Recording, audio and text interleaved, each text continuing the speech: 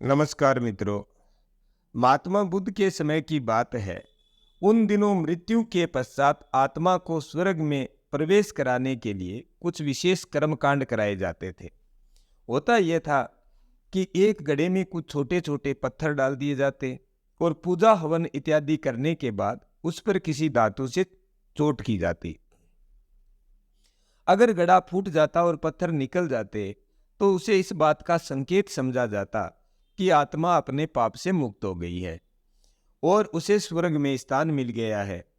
चूंकि घड़ा मिट्टी का होता था, इसलिए उस प्रक्रिया में हमेशा ही घड़ा फूट जाता और आत्मा स्वर्ग को प्राप्त हो जाती। और ऐसा कराने के बदले में पंडित खूब दान दक्षिणा लेते। अपने पिता की मृत्यु के बाद एक युवक ने सोचा, क्यों न आत्मा शुद्धि के लिए महात्मा बुद्ध की मदद ली जाए। वे अवश्य ही आत्मा को स्वर्ग दिलाने का कोई और बेहतर और निश्चित रास्ता जानते होंगे।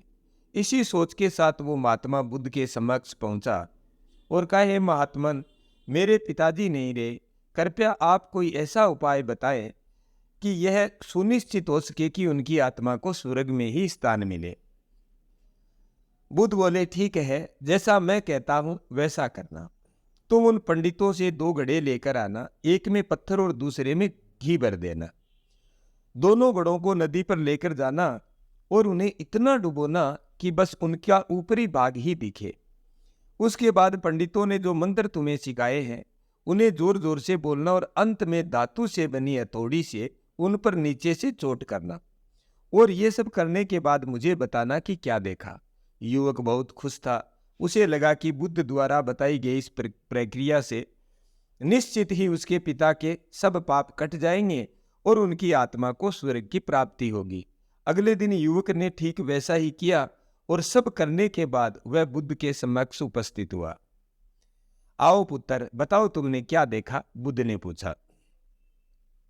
युवक बोला, मैंने आपके कहे अनुसार पत्थर और घी से भरे घड़ों को पानी में डालकर चोट की। जैसे ही मैंने पत्थर वाले घड़े पर प्रहार किया, घड़ा फूट गया और पत्थर पानी में डूब गए।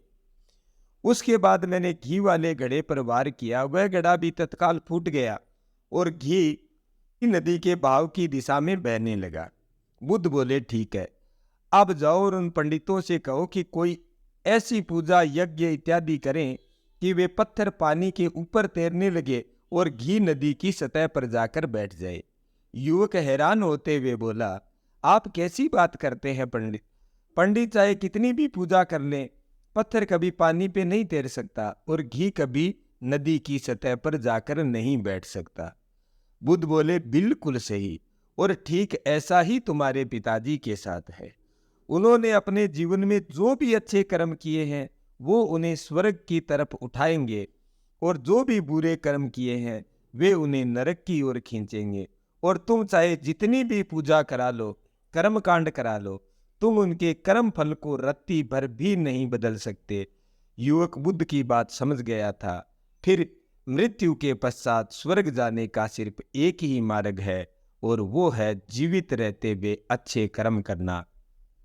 धन्यवाद।